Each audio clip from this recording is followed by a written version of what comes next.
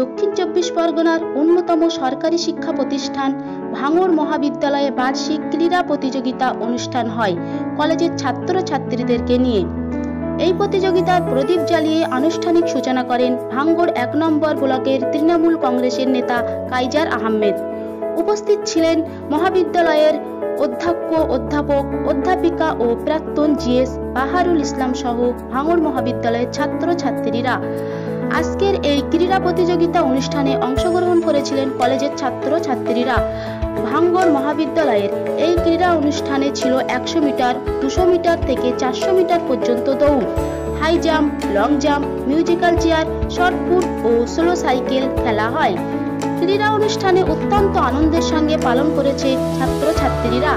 এই ক্রীড়া অনুষ্ঠানটি সফলভাবে পরিচালনা করেছেন টিম সেক্রেটারি শেখ মুকুল, সাবিরুল ইসলাম, রিন্টু, দেলোয়ার, আইজুল, মহাসিম, জাহাঙ্গীররা।